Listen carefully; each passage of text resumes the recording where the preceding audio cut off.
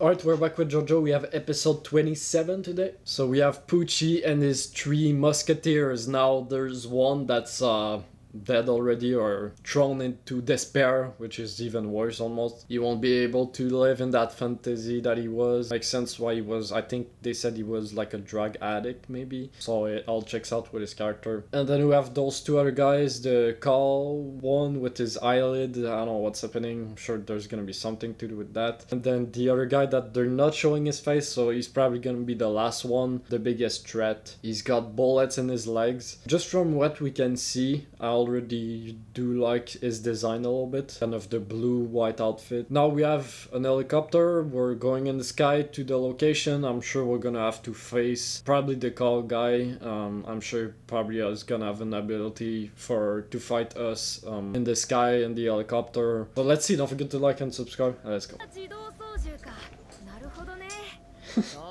Okay, we just have Emporio driving now. 30 minutes. We're probably gonna be in there in like 6 episodes.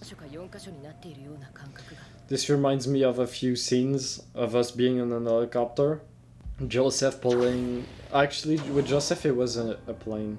There we go.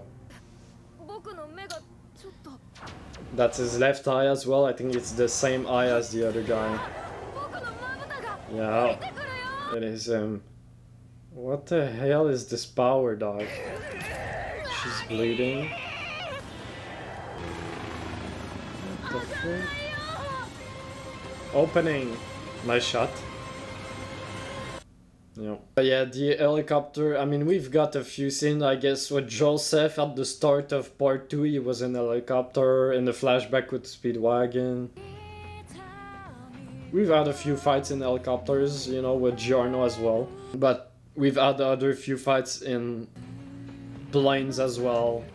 In part 3 with the gang. Joseph and cars.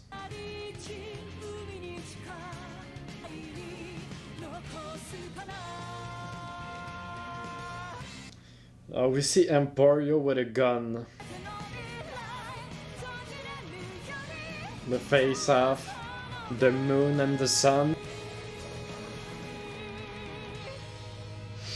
I like the color choices that they used there. It looked good. I mean, we saw those kind of laser.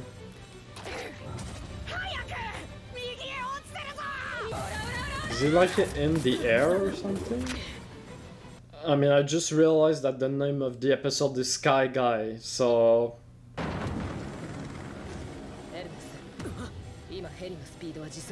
What's she gonna do, man? She's just gonna jump? I mean, she must have a plan, right? This is cool. What the heck? Okay, what next? Bunch of them.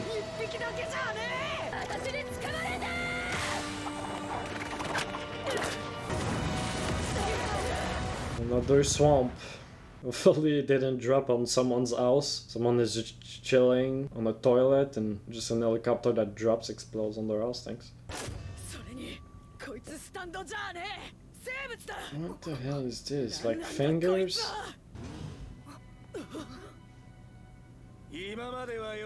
It's him. This is his voice.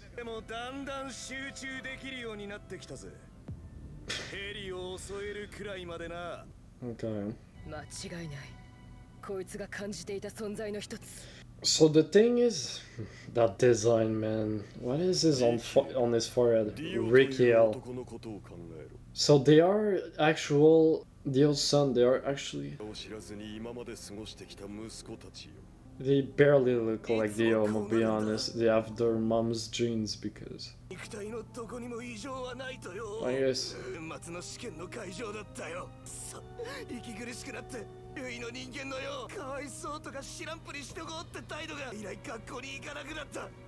Damn.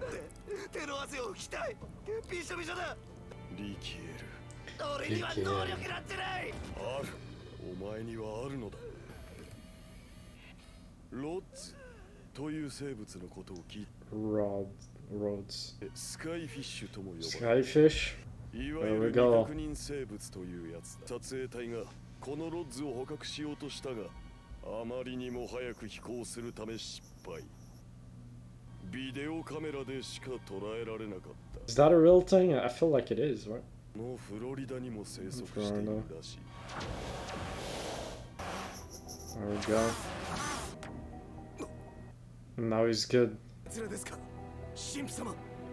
You can see them.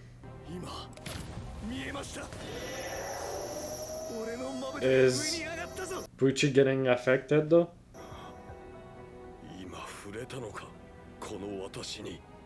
Oh shit. Oh, he's bleeding. Yeah, dude. Sky high.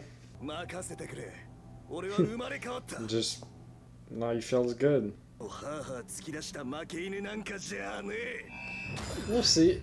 That pose. We'll see. You might get back to that state once you get fucked up here. Because you will. Substance. If they're actually sons of the elves, they are strong. I mean, just Golo's power itself was absolutely crazy, you know.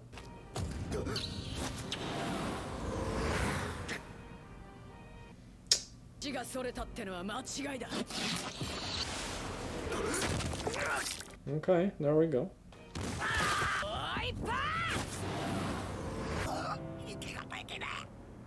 You can't breathe. It's starting already. But when that happens, I feel like they're gonna go crazy.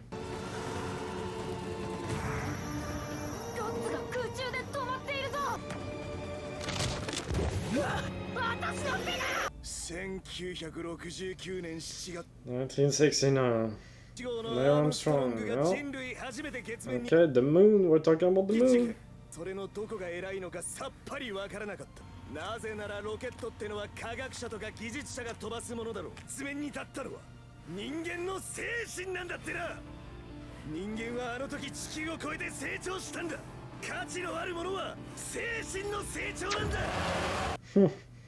The music.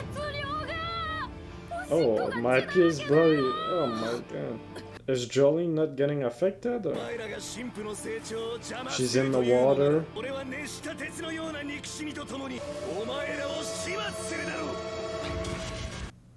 The fuck is this? I mean, that was the shot right there of him. Oh, it's on his wrist.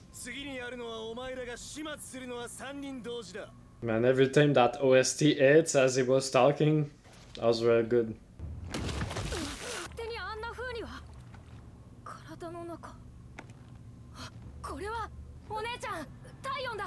So she tried to run.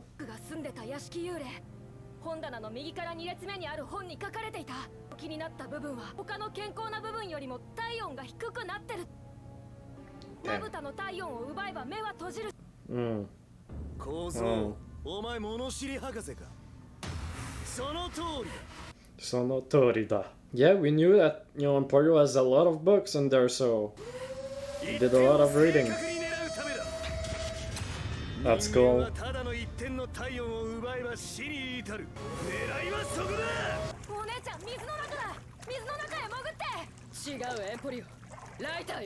Okay, cool slider.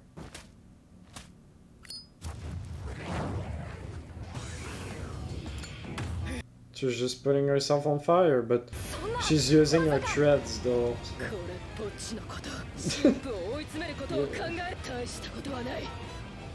Jolyne, man.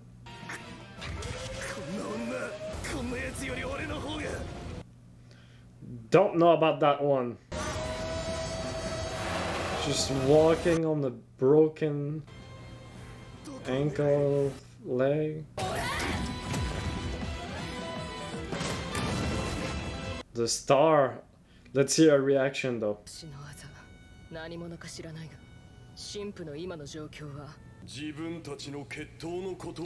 He's about to go beyond. Oh shit, the gasoline. Bruh. We're just burning. What are we doing here, guys? This looks really cool, though.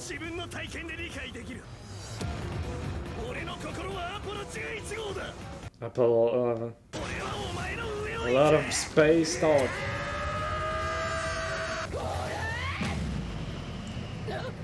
What the fuck is going?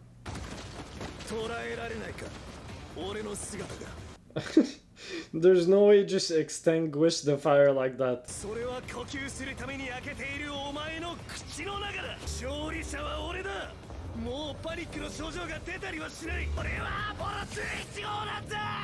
Okay.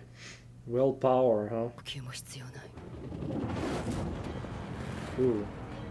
Can't breathe for some amount of time, but...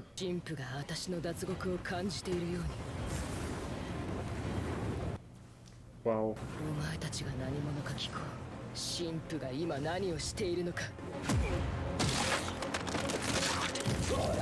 my god. Is this it? I mean, beautiful animation, so... The treads.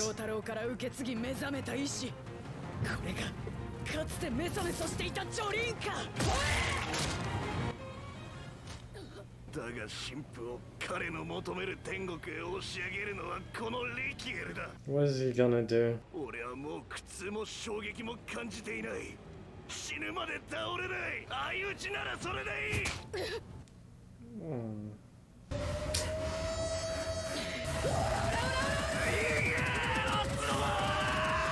Maybe...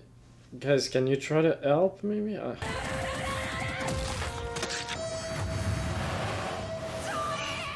Have we ever killed someone? Did Jolyne ever kill someone? I can't remember.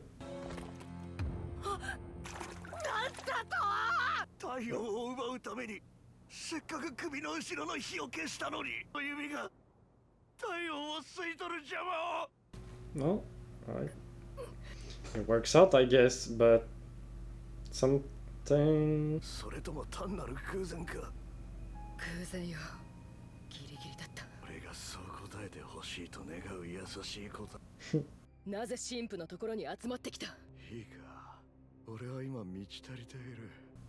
I wouldn't say you went to him.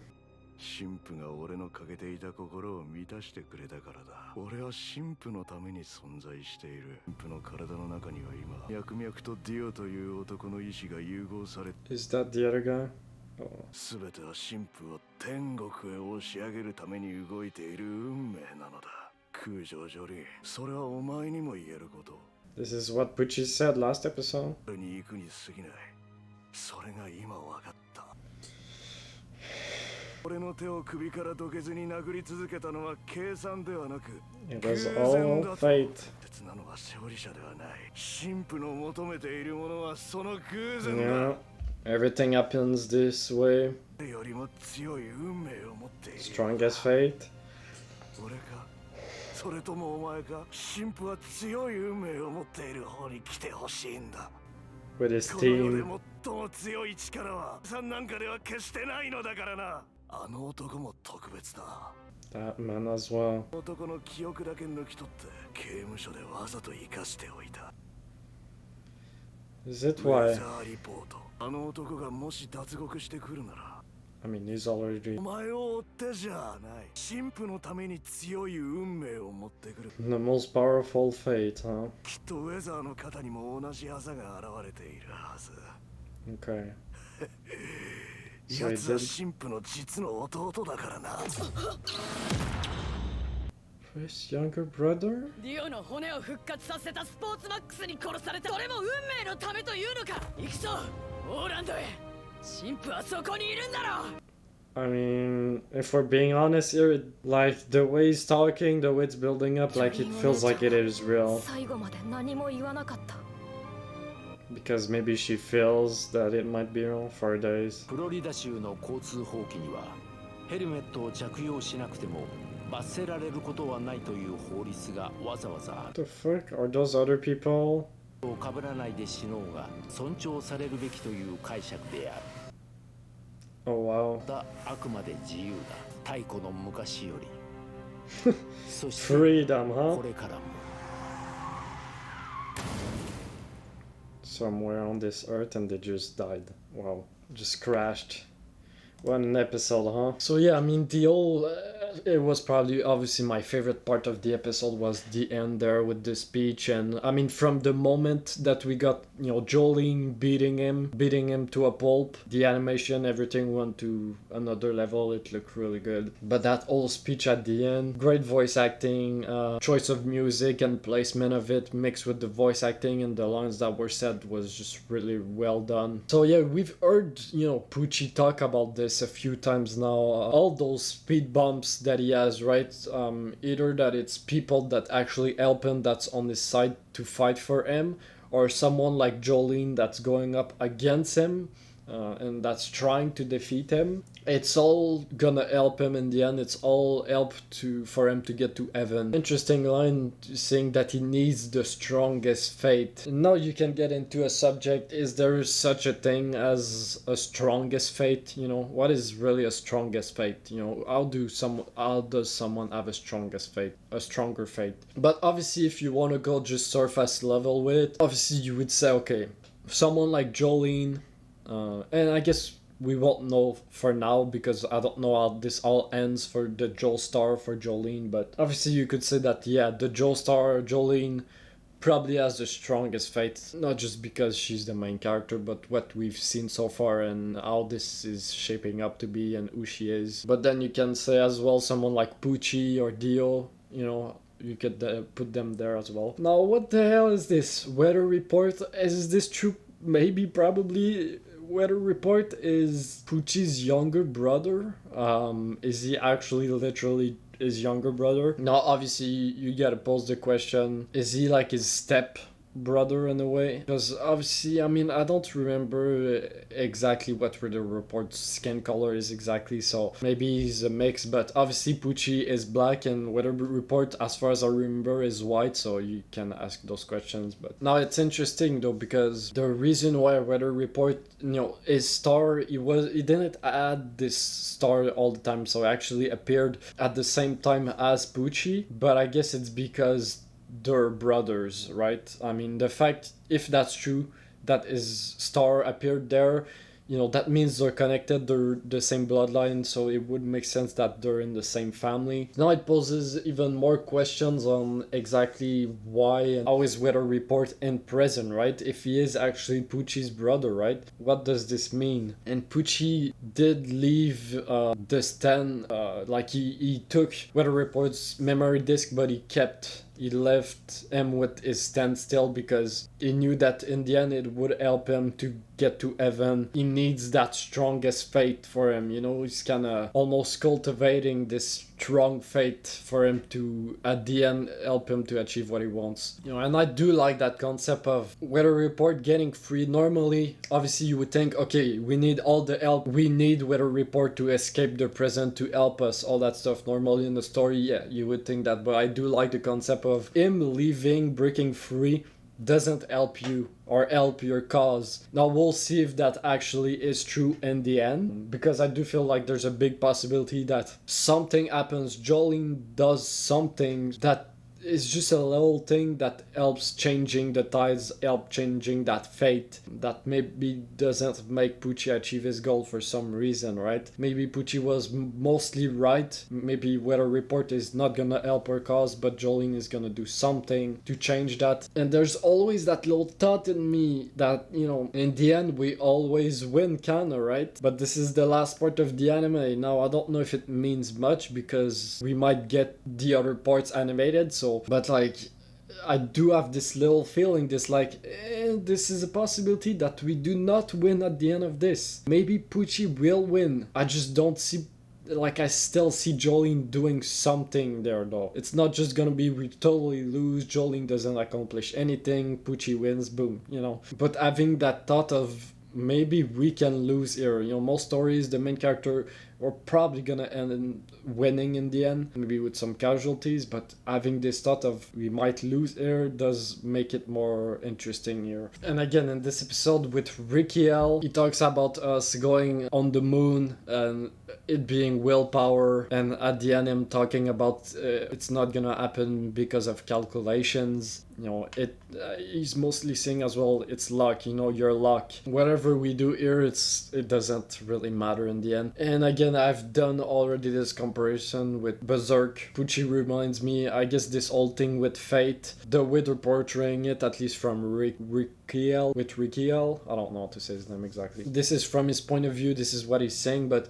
the way he's talking about it's like we're all part of Pucci's fate, you know, everything is for Pucci's fate in the end. Like we're almost all pawns in this story. It reminds me to in Berserk with Griffith, right? This is almost, you know, Griffith's story in a way. This is Pucci's story. Jolyne and all of us, just like Guts, you can do whatever you want, you know, you can be the strongest you can, the strongest resolve, all that stuff. But in the end, it doesn't matter. But Rikiel and his power, it was, you know, it was cool. I did like how it was animated as well, the rods. I'm sure it's probably a real thing. Never heard of it before. I mean, them having Jolyne and Rikiel just putting themselves on fire was pretty insane, especially since after that there was like no burn on them. They weren't even burnt or anything really, especially Jolyne, she was fine. They were barely even feeling pain, so kinda alright. That moment as well where, you know, Hermes is talking that Jolyne has more resolve than ever, you know, she's like,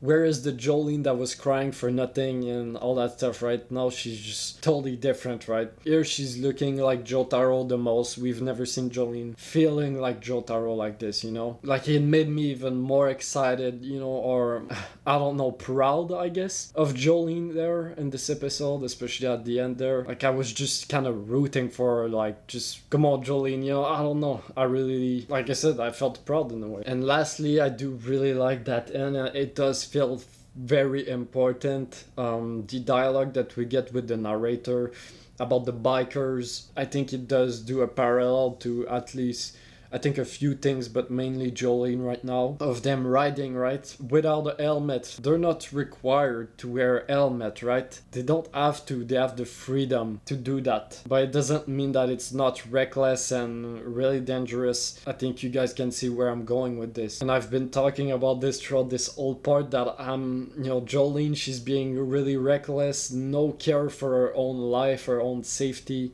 and the more her resolve is getting stronger and stronger, and as we see in this episode, and it just gets more and more scary and dangerous. The line, they are free to choose for themselves. Again, this whole debate of your fate already being written. Do you still have freedom? Can you still consider that person to have freedom? We can get in the whole debate here, but I tend to edge a little bit on you still have somewhat of a freedom even though your fate is already written. They've been free for a long time and they will continue to enjoy such freedom. Again, this applies so much to Jolyne and the crew here. We're being really reckless here, no care for our own life, and we almost, you know, I think in most people's perspective, it seems like we're driving without a helmet right now. We're just asking to get ourselves killed. But they have the freedom, Jolyne has the freedom to do what she wants, and she does not gonna betray her own feelings or resolve. This is what she wants to do. She likes better dying doing this than just not doing it at all. She enjoys that freedom, and, you know, if it costs her life, she might not have any regrets, right? Because she did the choice herself, even though it might have already been written for her. She chose that. And then we literally end with the sound of hearing those bikers crash. And I'm guessing they probably died, right? Now I'm a little bit scared that we're actually doing a real parallel here. Like, is that foreshadowing that we're gonna crash? Man, I don't know. I'm scared. I don't know what the repercussions are gonna be, what the consequences are gonna be for Jolyne here at the end. It doesn't smell good. I don't know if she actually dies here or if she's, I don't know, man, just a really bad injury that she can't move. I don't know. Fantastic dialogue. That's it, man. I feel like I've been yapping. I enjoyed this episode. I'm very looking forward to this last Musketeer here with Pucci. I feel like he's gonna be great. I'm sure he's gonna be cool. That's it, man. Don't forget to subscribe to don't miss out on the rest, and like the video if you enjoy my reaction. I'll catch you guys on the next one. Alright, see you.